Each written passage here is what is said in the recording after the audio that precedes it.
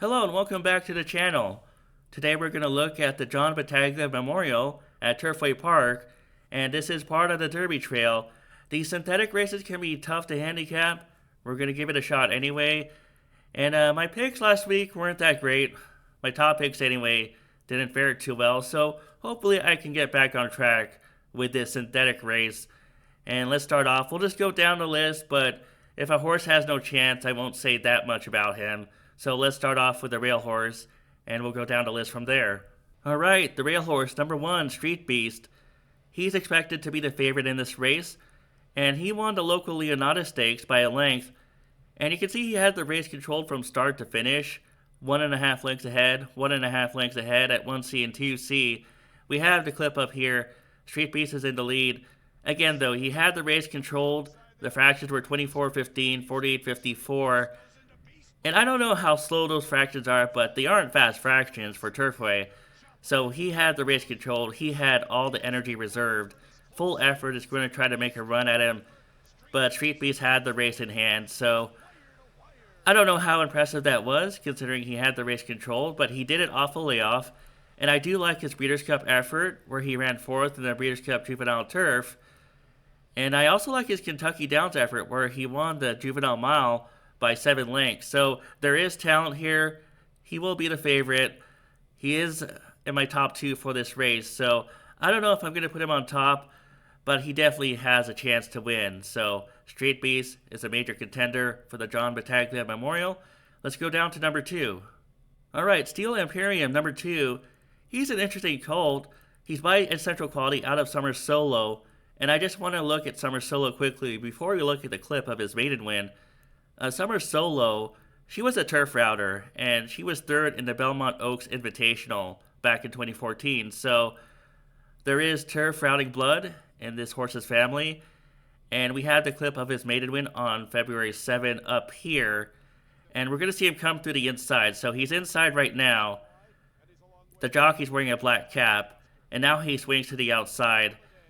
And once he straightens out, he finishes really strongly. He needs to switch leads. He's on his wrong lead right now. Now he's on his right lead. And you can see him finishing strongly, just breezing by those horses on the inside. And the jockey is barely asking him at that point. The time wasn't that great. The figure wasn't that great, 80 on breeze. But I feel there's more. And like I said, Summer Solo was a turf router. We know Essential Quality was a router. And so there's route on top and bottom in his pedigree. It's just a tough ask to go from 6 furlongs to a mile and 1/16 off of just a sprint race, but he has the blood to do it. I'm going to put him underneath, and I think he has a bright future. But for now, underneath. Number 3, Maximus Prime. I just want to point out that he did run on Valentine's Day. We have it up here on Equibase. He ran in a maiden race on Valentine's Day. He was 3rd in that race. It doesn't show in the Breeze past performances. It might show in DRF or Timeform US. But anyways, I just wanted to point that out. He's not for me. He probably belongs in a maiden race still, and I'm just going to skip him. Number 4, Kylo Tango. He broke his maiden on this course on January 3. He did have a setup in that race. You see plus 13, plus 12, according to Breeze. I know the fractions don't seem fast. 23, 48, 113. I don't know. Sometimes the fractions could be tricky at Turfway Park because, you know, they run at night and it's the winter time, January 3. Those could be fast fractions. And he did have Lasix in that race. Now the Lasix comes off, so I don't know if I trust him in this race. I need to see more. I know he's expensive. Brad Cox trains him. I feel like I need to see more from Kylo Tango. Alright, number 5, Baytown Dreamer. I don't know if I can trust this colt. He lost by 29 lengths in the Southwest Stakes, and he was 3rd in the Smarty Jones, but the slow pace might have helped him remain competitive.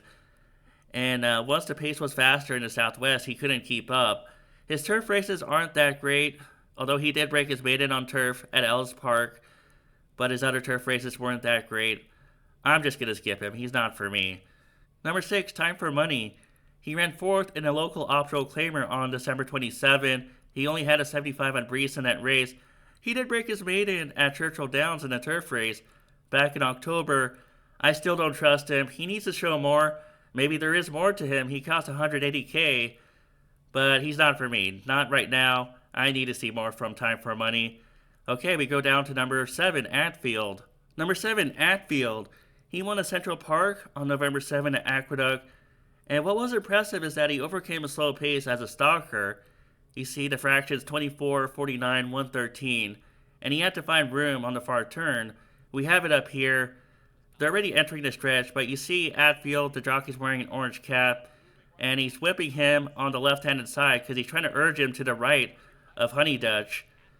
And once he gets in the clear, he's going to catch Honey Dutch, who had an easy lead.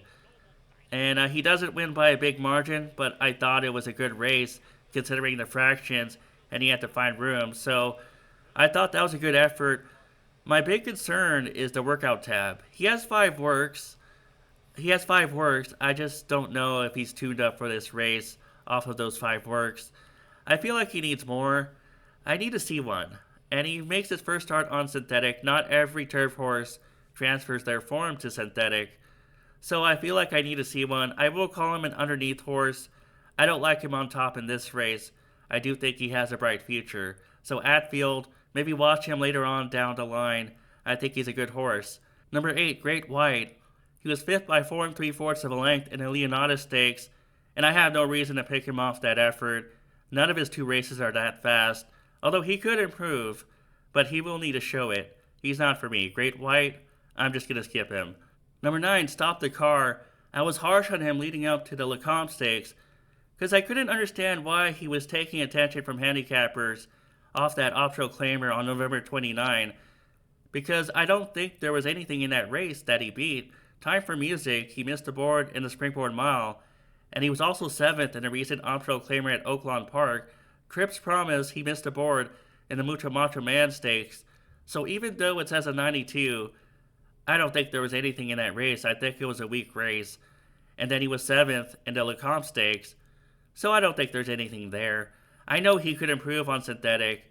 His dam is a full sister to Morning Line, a horse that won a Grade 2 at Hollywood Park when they had their synthetic track. He's still not for me. I'm going to skip Stop the Car. Number 10, Ace's Honor. His speed will probably hurt him in this race. He won his last race on the lead in the Texas Turf Mile on January 24 at Sam Houston. The thing is, if he flashes his speed here, he's probably going to tangle with Street Beast on the inside. And who's going to win if this horse contests a lead with Street Beast? I think Street Beast will put this horse away. I'm not saying Street Beast will hold on in the end, but I don't think this horse can outduel Street Beast and still hang around at the end. So I'm going to skip Ace's Honor. Maybe watch him down the road in an easier race. Number 11, Full Effort. He was a closing second in the Leonidas, as we just saw. We have the clip, so we're going to show it again. He's a great horse on the outside. Again, Street Beast had everything his own way in this race, so he was expected to win. He was always going to be tough to run down. I still like the way that Full Effort closes, and I think he's going to want every bit of a mile and 1/16. This is a half-brother to Power Squeeze, who won the Alabama Stakes and the Delaware Oaks.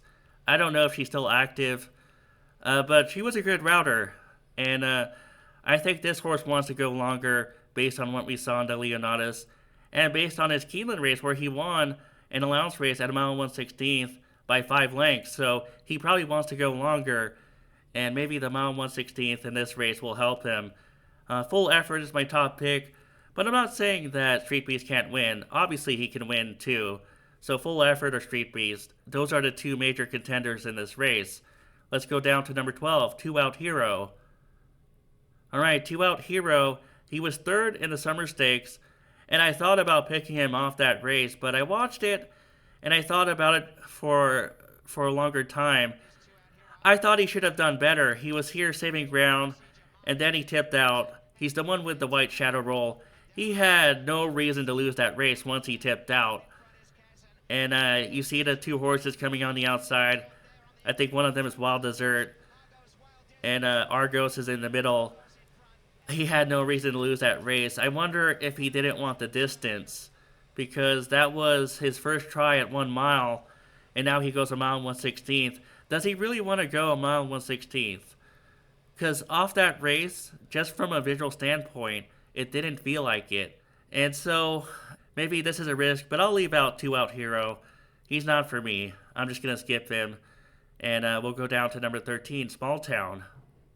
It's a shame number 13, Small Town, is on the also eligible list because I think he can make some noise in this race. He broke his maiden on this course on January 10. We have the clip up here. It was only a 6 furlong sprint, but I like the way he did it. He's on the outside. The jockey's wearing pink, and he has a long white blaze. And he's on his right lead, so that's good. I like the way that he opens up slightly. And the jockey is only asking him mildly. So it's a small margin, but I like the way that he won. And I do think he can go longer. I know Spice Down is on top, but High Chaparral is a damn sire, so he has European blood. And we'll see if he gets in. If he gets in, I'll call him an underneath horse. Small Town, maybe an underneath horse in the John Battaglia Memorial. Full Effort, he's my top choice for the John Battaglia Memorial. But I also think Street Beast could win. And for my underneath picks, maybe Steel Imperium or Small Town if he gets in. If not Small Town, then Atfield. But Full Effort is definitely my top choice. And I'll have to think about how I bet him. But I like his potential for moving forward at this distance, so that's the main reason I'm picking him. Full Effort, we'll see what he does on Saturday at Turfway Park. And thanks for watching my video. I'll be back soon with another Derby Trail video.